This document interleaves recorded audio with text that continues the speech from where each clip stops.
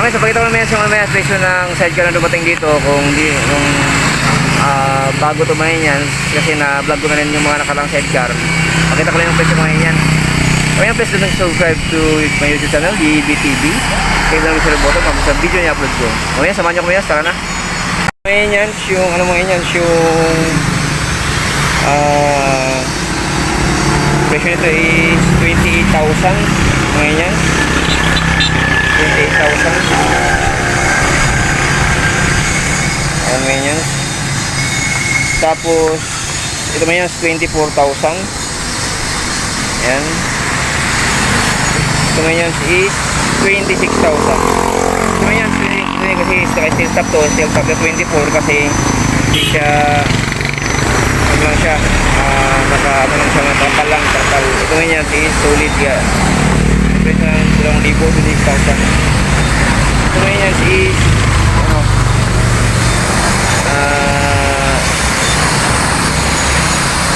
ano yung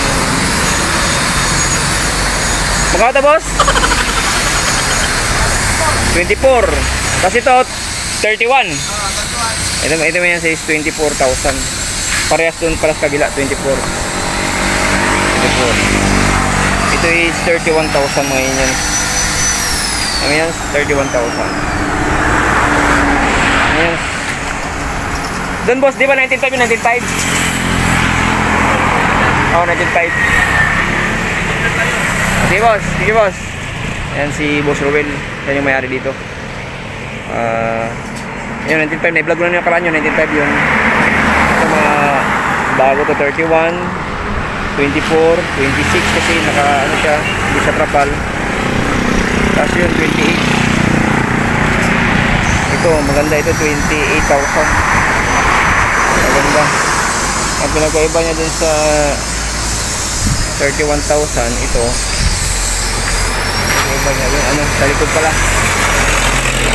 Likod siya is hindi trapal. Yung 28, halos pareha sila sa harap, pero yung likod doon is trapal. Yung nakaibahan, trapal yung likod. Ayan o, trapal. Halos tapat na ng Rupina Square, yung fish niya. Salamat manood, God bless everyone, keep safe, nasa sambuting kalagayan. Dito lang sa shop ni Boss Ruel. Bye bye!